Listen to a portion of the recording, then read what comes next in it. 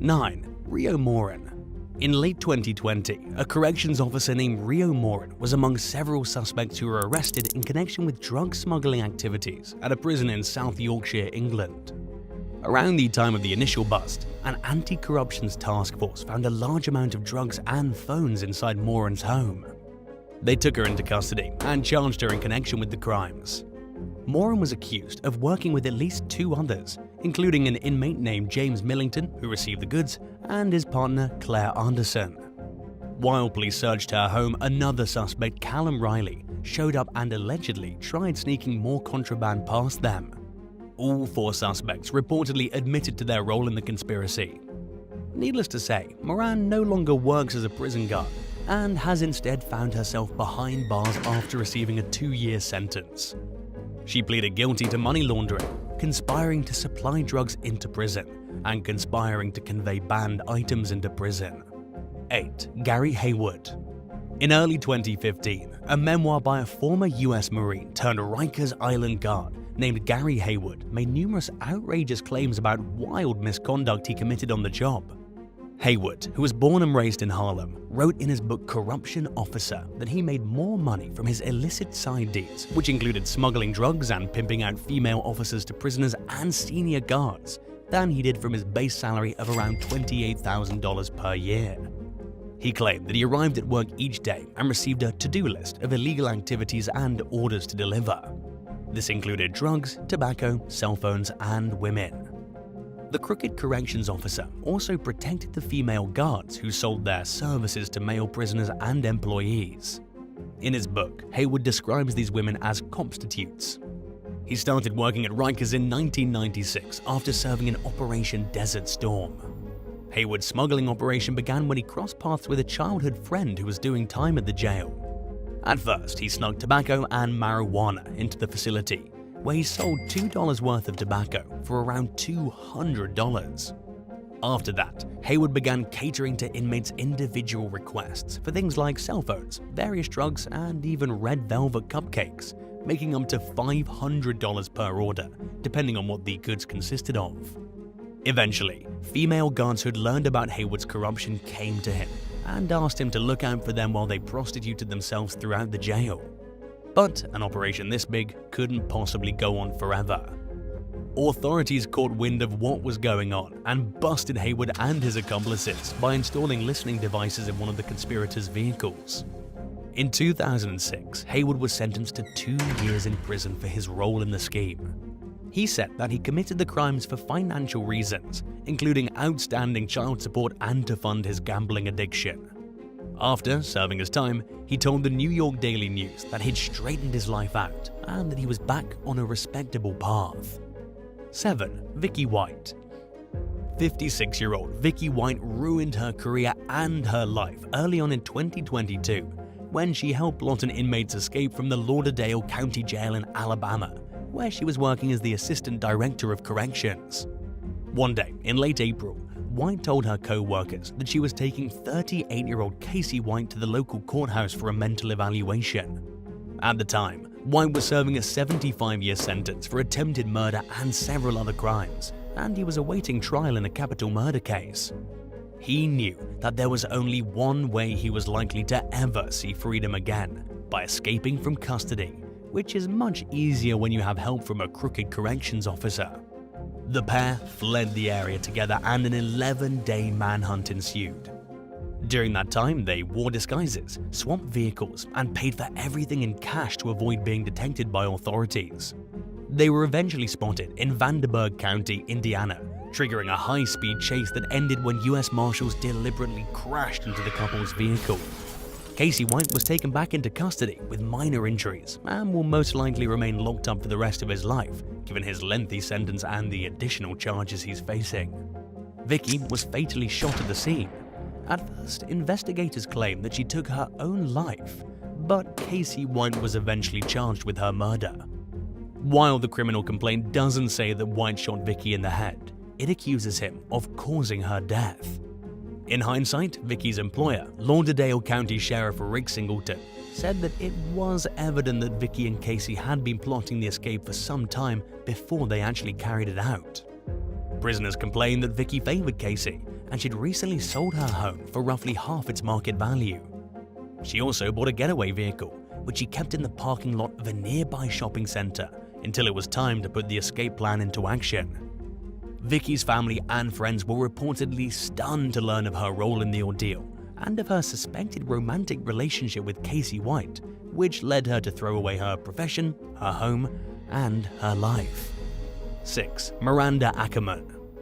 In 2020, 29-year-old Miranda Akiman was working at a maximum security penitentiary in Ada County, Idaho, when someone made a report claiming that she was involved in an intimate relationship with a prisoner. The rendezvous allegedly went on for about a month before her boss found out about it and she quit her job. Akiman's former employer turned the case over to the local sheriff's office, who then contacted her regarding their suspicions. And while they refused to disclose the source of their information, they seemed pretty convinced that she had committed inappropriate conduct with an inmate. In addition to reportedly having intercourse several times with a convict who was working in the prison hair parlor, Akiman was accused of sending explicit photos of herself to him as well. She turned herself in to the authorities after she found out they wanted to speak with her, and was charged with felony sexual contact with an inmate, as well as a misdemeanor contraband offense for the nude pictures. The felony charge could carry a possible life sentence if convicted, but it's unclear how the case played out. 5. Erica Whittingham. In a diabolical plot that bears eerie similarities to the historic escape from Alcatraz, a British inmate named Michael Seddon left a dummy in his cell when he fled from a prison in the United Kingdom in late 2019. He staged his escape with help of a married guard named Erica Whittingham, who waited outside in a getaway vehicle. She then dropped Seddon off at a local rail station, where he caught a train to Liverpool. Whittingham's superiors immediately suspected her of being involved. In fact, they'd wondered for quite some time if she and Seddon were in a romantic relationship. Her bosses questioned her the day after the escape, but they must not have had enough to charge her with anything at the time, because she stayed in contact with Seddon and continued to see him. On at least 8 occasions over the next 6 months, the illicit pair stayed in hotels throughout the UK together. During that time, Whittingham bought clothes and other gifts for Seddon. But their secret relationship ended and was finally discovered by authorities after Seddon started seeing another woman. Whittingham's client, Mark Sharman, said that his client genuinely fell in love with the prisoner, regardless of whether or not the feelings were reciprocated. Even after Seddon was transferred to another prison at one point before the escape, the pair kept in touch using burner phones. But the consequences of falling in love were far-reaching for Whittingham, who lost her job at the prison and at a residential care facility where she worked after the prison fired her. She was also criminally charged and admitted to misconduct in a public office and harboring an escaped prisoner. 4. Osmel Martinez. A confrontation between 2 inmates at a prison in Wilkes-Barre, Pennsylvania became deadly in early 2021 when 25-year-old Nafeez Antoine Pierce fatally stabbed 24-year-old Edgar Gearhart. The violence erupted during a dispute over telephone privileges, and Gearhart died in his cell from a stab wound to the neck. Pierce was charged with criminal homicide, being an inmate in possession of a weapon, and tampering with evidence. Osmel Martinez, a 26-year-old corrections officer who was on duty nearby during the fight, was later accused of failing to intervene. He was charged with involuntary manslaughter, obstruction of justice, and unsworn falsification to authorities. Marquez Burney, a former inmate, testified in court that he overheard Pierce asking Martinez if he could fight with Gearhart. He claimed that Martinez told Pierce to take it into a cell. Burney said that he saw Pierce hand off some type of weapon to another inmate before returning to Gearhart's cell and ultimately ending his life. He also testified that someone told Martinez that Gearhart was severely injured, but that the corrections officer did nothing about it. Earlier this year, the Times leader reported that Martinez is seeking the dismissal of the charges against him. His attorney argued that the prosecution failed to make a valid case against his client. It's unclear what the next steps of the case entail. 3. Arturo Pacheco. 40-year-old Arturo Pacheco was working as a corrections officer at a federal prison in California in 2016 when he allegedly grabbed an inmate by the legs, causing the man to fall forward onto the concrete floor with his hands cuffed behind him. The prisoner broke his jaw and several teeth and suffered several other injuries. He was taken to a hospital but died 2 days later from a pulmonary embolism. A statement from the US Department of Justice alleges that while the inmate received medical treatment, Pacheco and his colleagues began falsifying reports to cover up the corrections officer's dirty deeds. But investigators refused to take the story at face value and began digging into Pacheco's past. In the process, they discovered another disturbing incident that he was involved in just months earlier. The report alleged that Pacheco had discharged a can of pepper spray in an inmate's face, unprovoked while the prisoner was in his cell.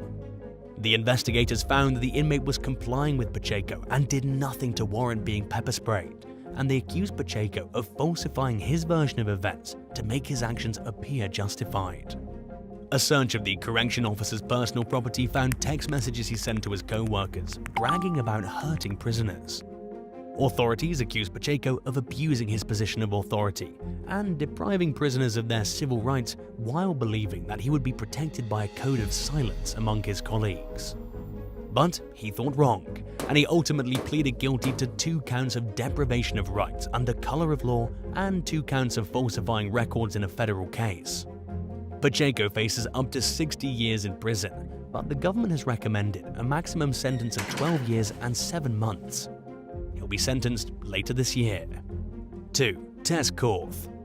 In 2022, Tess Korth had been working as a guard at a federal women's prison in Dublin, California for 25 years, when she and 24 colleagues were suddenly informed that they were going to be relocated to different prisons throughout the US. The employees were never told why they were being reassigned, but union officials speculated that it was either because they were considered bad workers or because they were whistleblowers.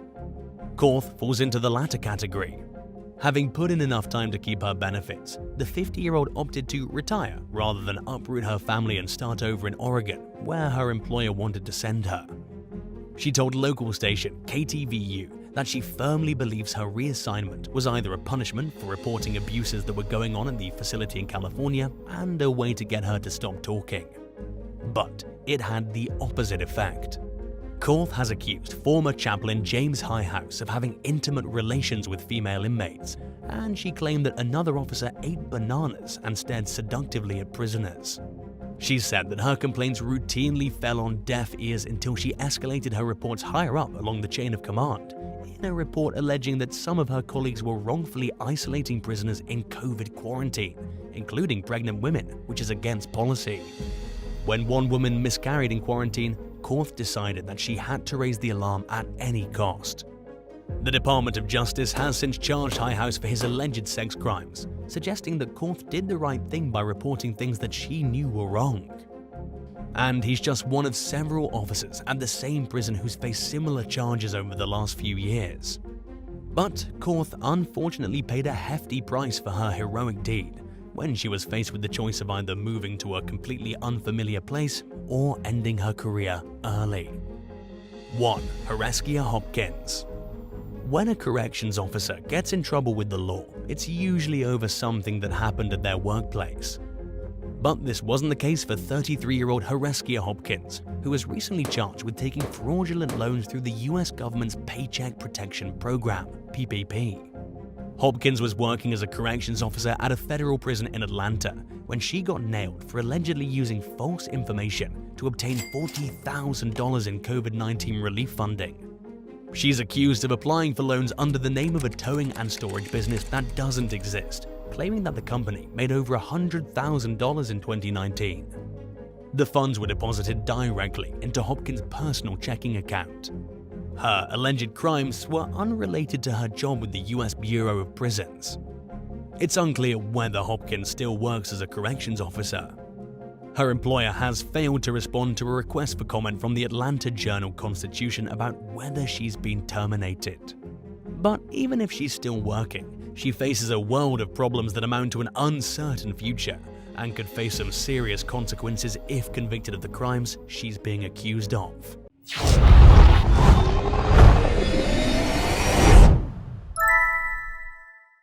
10. The Matrix Killer.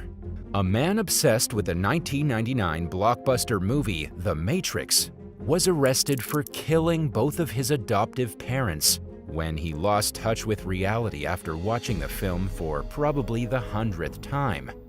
Joshua Cook was only 19 years old when he became a murderer. He had become obsessed with the Matrix and had come to believe that, like Neo in the film, he too was living in a simulated world. Cook reported feeling like a zombie that night he killed his parents. He felt no emotions as he shot his mother and father, and had become numb after years of rejection from girls and bullying. He simply did not care about anything anymore, and he wanted his life as he knew it to end. Cook could no longer distinguish between the digital world and actual reality. This argument was used by his lawyers in court, and it is now known as the Matrix defense. Cook saw himself as the main character in the movie when he would watch it, and he even bought an identical floor-length trench coat to the one Keanu Reeves wore in the role. He wore this coat to a sporting goods store when he bought the shotgun he would use in the murder, which was also the same gun Neo uses in the film. When interviewed, he claimed that he doesn't remember many details of what happened that night, and the song Bodies drowned out his thoughts when he grabbed his shotgun to shoot his parents. Cook also frequently played intense, violent online games as a way to release some of his anger. He told his lawyers, "It was like a video game, like I was in virtual reality. It was like I was watching myself." The Matrix defense did not hold up in court, and he's now serving 40 years in prison. 9. Video game binge. A man was found dead in January 2015 at an internet cafe in Taiwan after he reportedly spent 3 full days playing an online game. The man's name is only listed as Zaya in the article, and it says that he entered the cafe on January 6th. But then, a few days later on January 8th, an employee found the man sprawled out on a table and completely motionless. Saya was rushed to a nearby hospital. However, he was pronounced dead later that day from cardiac failure. The man had apparently been out of work for quite some time, and the internet cafes were the only places he could go because they were free. His family reported him disappearing for 2 to 3 days at a time to slip away and play his games. Police released a statement that said overexhaustion and cold temperatures could have contributed to the man's cardiac arrest and untimely demise. Unfortunately, the thing Saya loved so much was what ended up taking his life. 8. Adrenaline junkies. The bodies of a daredevil couple were found 800 feet, or 244 meters, below Taft Point, located in Yosemite National Park in 2018. 30-year-old Meenakshi Murthy, along with her husband, 29-year-old Vishnu Viswanath, were known adrenaline junkies. They would regularly post adventures to social media and their travel blog, showing off just how fearless they both were to their friends and followers. The duo searched the world for adventure and took insane photos and videos of their stunts. The previous year, the couple went skydiving, and Murthy wore a shirt that read, "Gimme danger." A post from March 2018 shows Murthy sitting at the edge of the Grand Canyon with a caption that eerily warns about the dangers of hunting for the perfect selfie. She went on to explain that wind gusts can sometimes be fatal under the right circumstances. Sadly, she didn't take her own advice. In late October that same year, the couple took a trip to Yosemite National Park, which would unfortunately be their last. Vishnu and Murthy set up their tripod close to the edge of Taft Point at a scenic overlook, and were never seen alive again. The unattended tripod was reported to park rangers by another sightseeing couple, and their bodies were found at the bottom of the cliff. 7. Tricotilomania. A 16-year-old girl developed an ulcer in her stomach, which burst open, causing organ failure and killing her. The actual cause of this ulcer is stranger than you might think. Jasmine Beaver randomly lost consciousness and was rushed to the hospital in September 2017. Before her episode, she had gone to bed, and then when she emerged from her room, Her family reported that her skin was red and blotchy. The teen girl was diagnosed with peritonitis, which happens when a layer of tissue in the abdomen becomes inflamed. Her condition was too far along for medical professionals to fix. After Jasmine had passed, an autopsy revealed that she had a hairball in her stomach that had become infected. The girl apparently suffered from tricotilomania, which is an impulse control disorder that is often accompanied by the person compulsively pulling or eating their hair. This bad habit can eventually lead to big clumps of hair forming in the gastrointestinal tract, which then causes a wider blockage of the digestive system. And in extreme cases like Jasmine's, the condition can lead to death if not taken care of in a timely manner. 6. Mukbang fatality. Influencers don't have it quite as easy as some people may think. Recently, a 19-year-old passed away due to his extreme behaviors for likes and followers. Sun Yi-swan was a well-known internet personality on the app Kuaishou, which is similar to YouTube but is mostly used by people in China, Korea, Japan, Brazil, Pakistan, and Indonesia. Yi-swan would film himself binge-eating crazy large amounts of food, also known as mukbang, which translates to eating broadcast in Korean. The internet star had almost 500,000 followers on the app, and his fans loved his over-the-top personality and sense of humor. He often consumed a plethora of fatty and high-calorie foods in order to draw in more curious viewers. Yi-swan's unhealthy eating habits may have contributed to his untimely death, according to reports. In January 2021, the news broke that he had passed away from a cerebral hemorrhage, which is a condition in which a ruptured blood vessel leads to bleeding in the brain. Yi-swan's followers were devastated to hear about his death, and his fellow influencers and friends posted heartbreaking tributes on their socials to honor him. It is not known for sure what exactly caused his death, but there has been speculation that his frequent mukbangs could have been the reason. 5. Botched.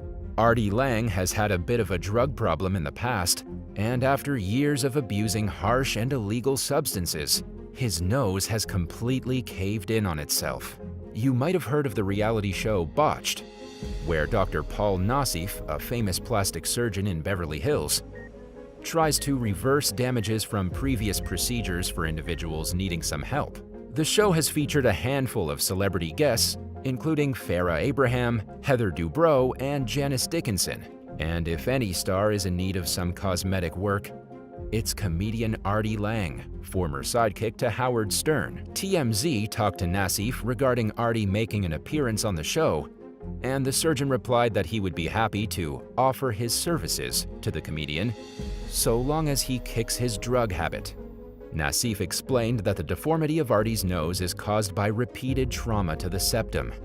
It's also referred to as saddle nose and is almost always the result of frequent cocaine use. Today, it seems that Artie is doing extremely well and has been sober for over 3 years as of February 2022, when he posted to Twitter to tell his audience of his accomplishment. The comedian has even said in interviews that he likes his pancaked nose, and that it's a reminder of 30 years of drug abuse and of all the terrible places that decision led him. So for now, it doesn't look like we'll be seeing him on Botched anytime soon. 4. Red Bull gives you wings. Energy drinks are often used as a quick fix for drowsiness, but when they're consumed excessively, they can be extremely dangerous. In April 2021, a 21-year-old British university student suddenly developed heart failure. According to a BMJ case report, the man drank 4 500-milliliter, 17 fluid ounces, energy drinks every day for roughly 2 years before he was finally hospitalized.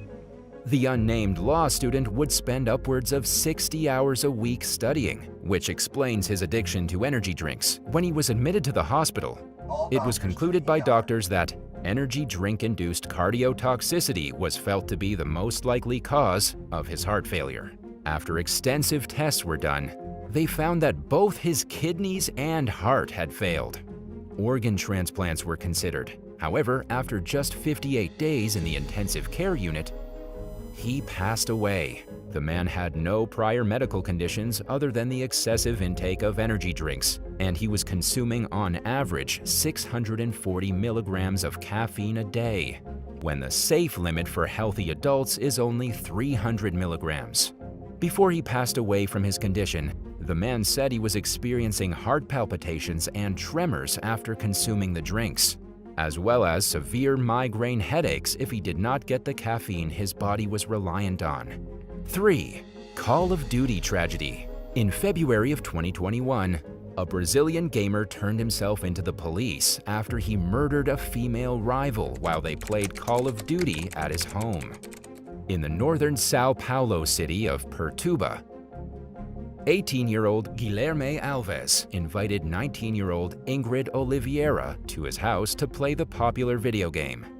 The two had met online a month before while playing Call of Duty Mobile.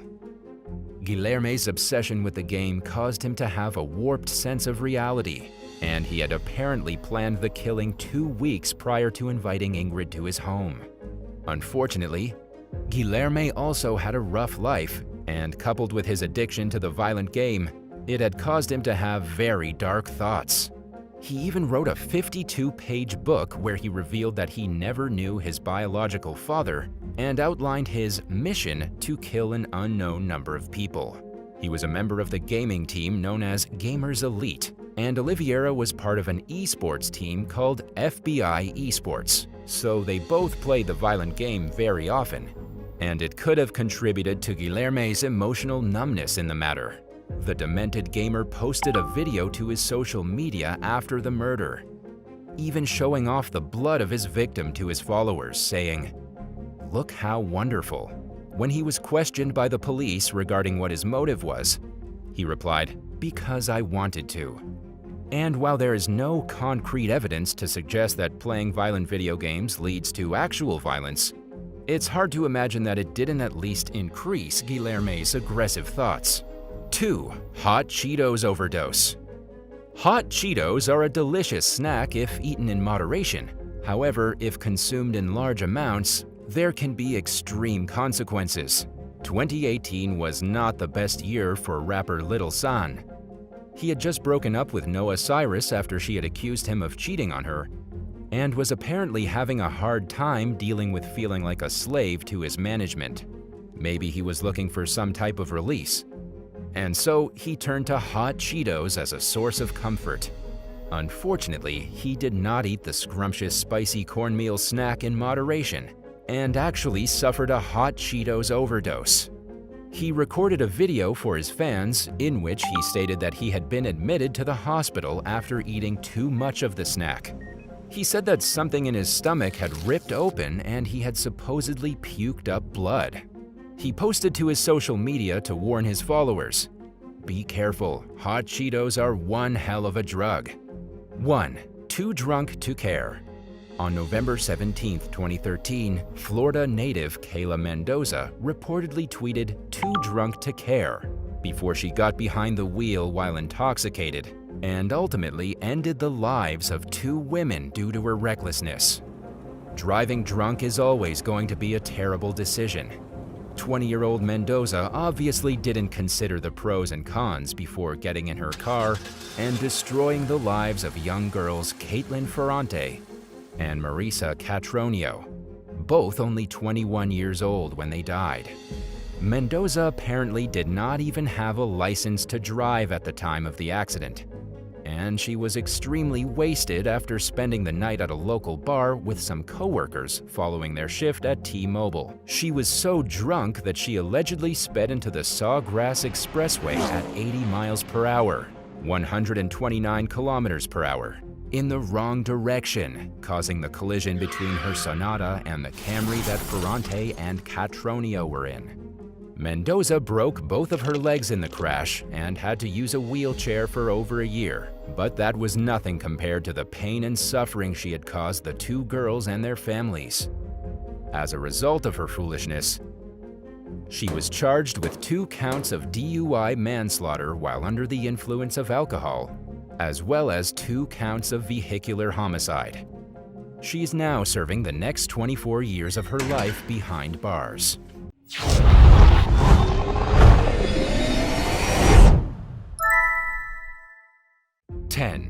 Phu Quoc Coconut Tree Prison.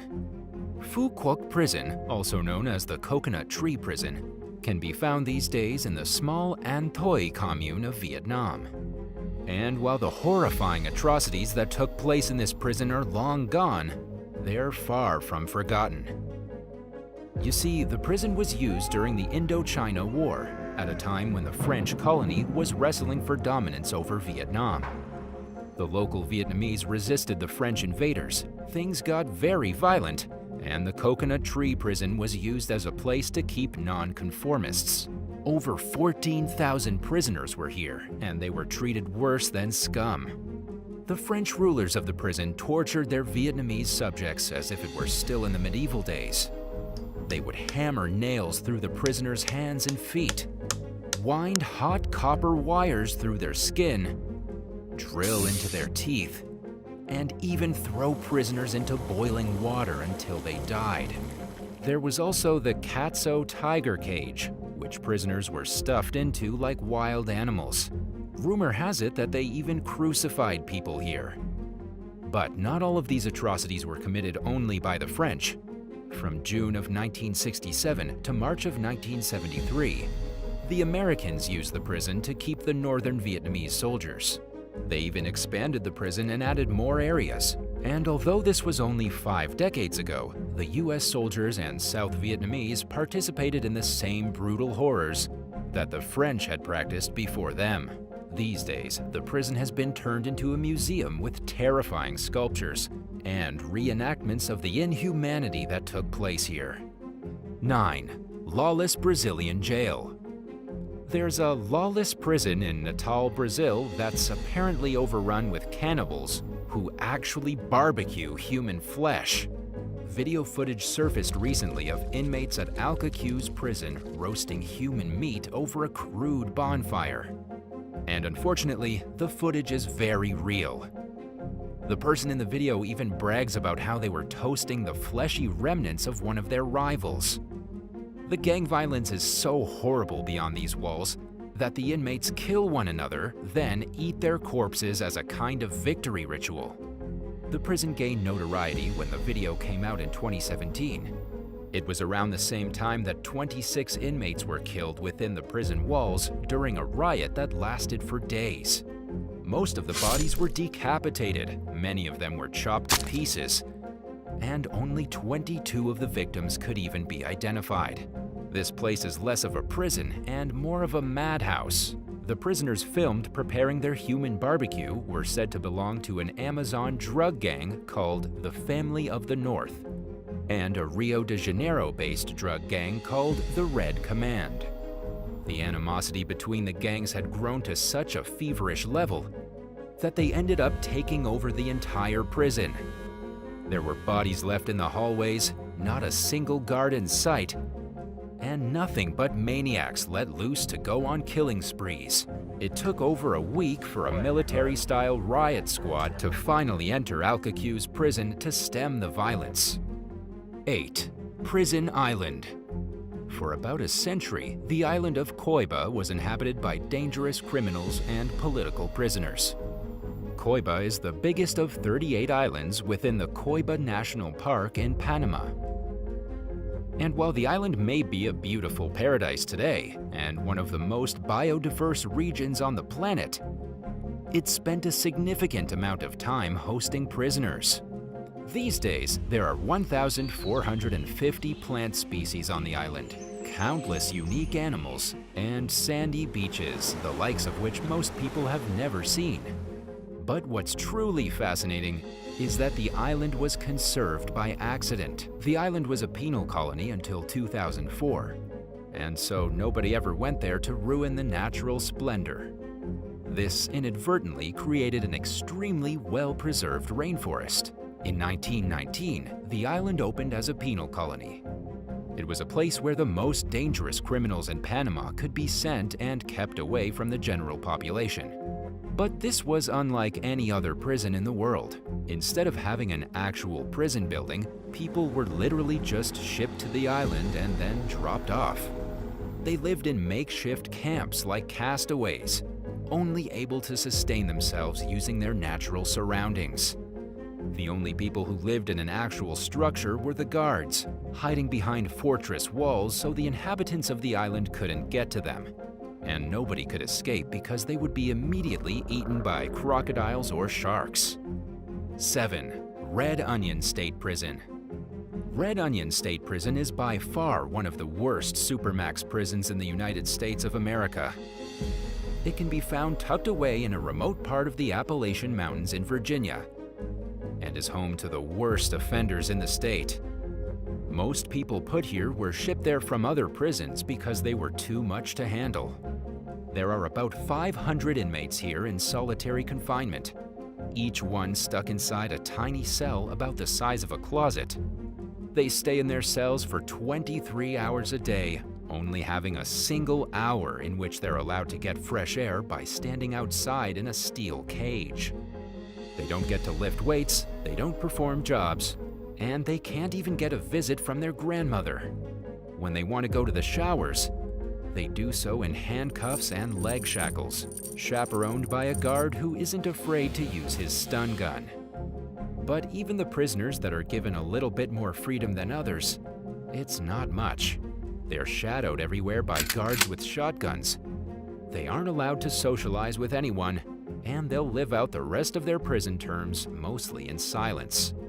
Red Onion State Penitentiary is a lot less like the prisons you see on TV and more like purgatory.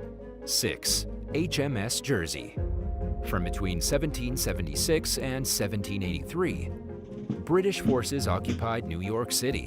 This was while the British were fighting back against the rebels who would come to be the first citizens of the true United States of America.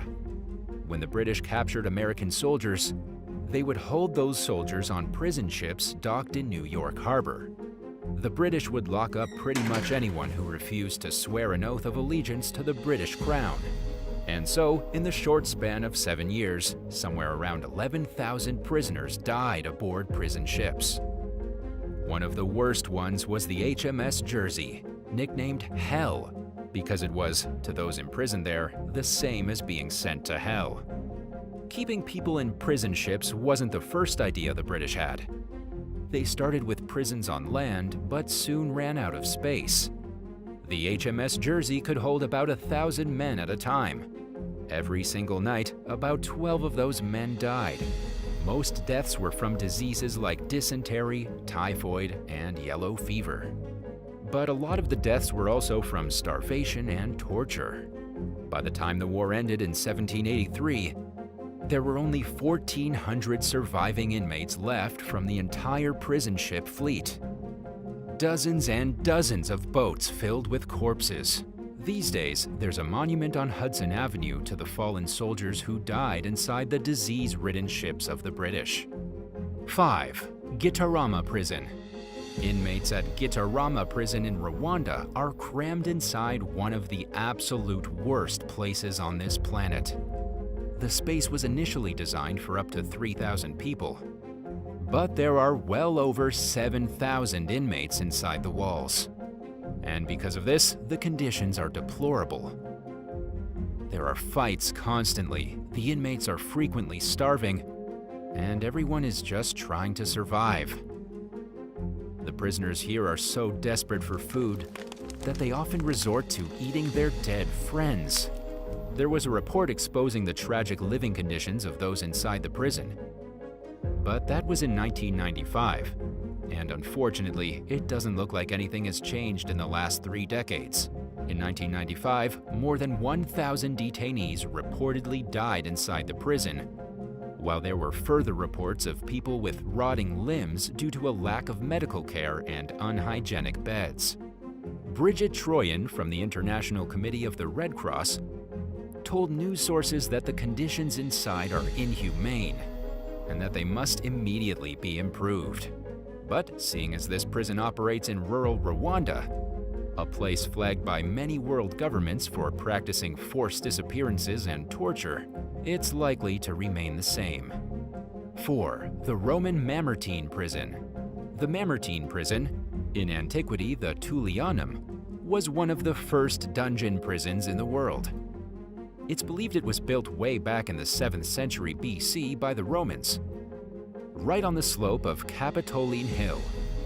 For the first years of its existence, inmates would be lowered through an opening on the main floor into the dungeon chambers below, from which they had no hope of escape.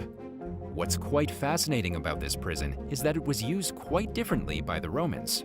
Imprisonment wasn't really something the Romans did. If there was a criminal, they would just execute them. They didn't mess around with throwing them in jail.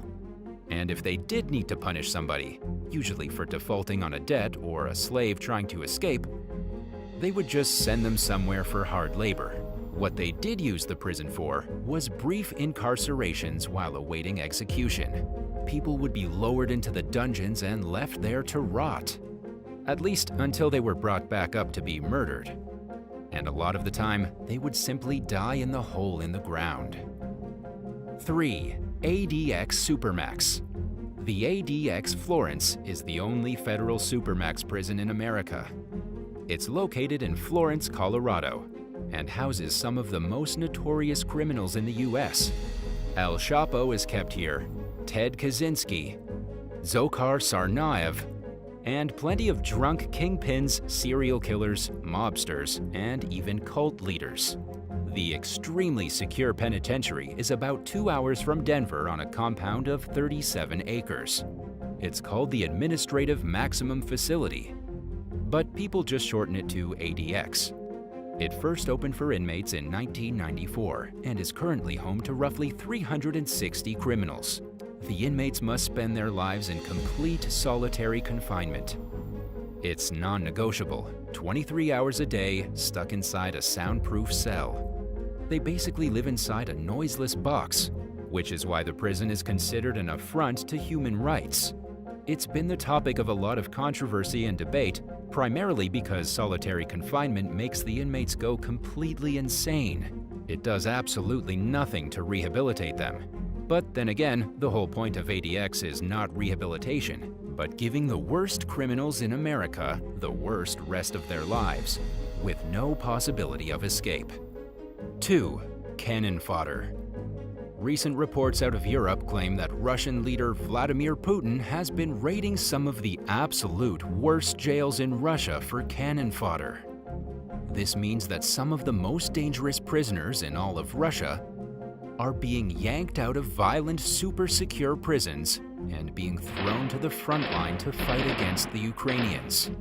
This hasn't been completely confirmed, but the rumors are swirling. One of these prisons is the IK2 Male Correctional Colony near Moscow. This is a place where the inmates allegedly get beaten by the guards regularly, psychologically tortured, and just generally humiliated.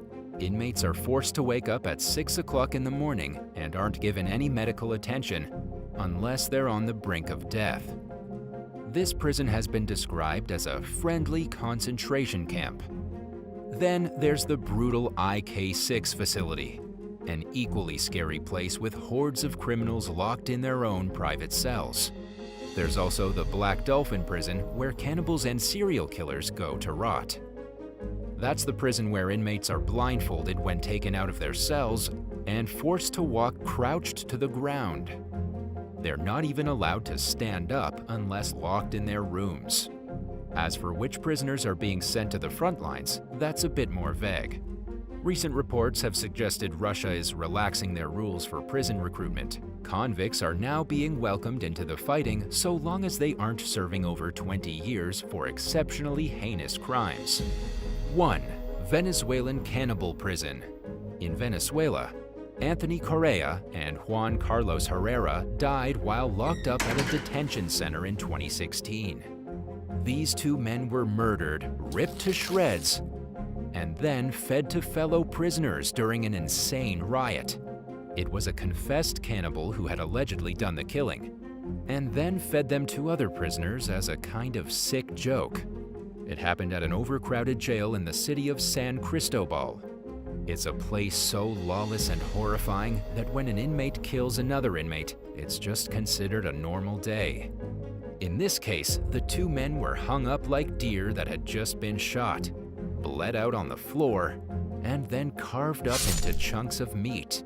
Their killer was identified as Dorangel Vargas, known to the Venezuelans as the People Eater. He was arrested back in 1999 following a string of sick and twisted murders. The riot that exploded at the jail led to the arrest of 6 policemen who were accused of helping to make it happen. And while the prison minister, Iris Varela, said the cannibalism claims are likely exaggerated, the inmates say it definitely happened. In fact, they say the killer and his gang forced their rival gang members to eat the human meat, and they cut off their fingers if they refused. Regardless of what's true and what's not, there's no denying that the prisons in Venezuela are among the worst in the world. Would you rather be stuck in a prison where people eat the living, or feast on the dead? Let us know in the comments below, and don't forget to subscribe if you haven't already. See you soon!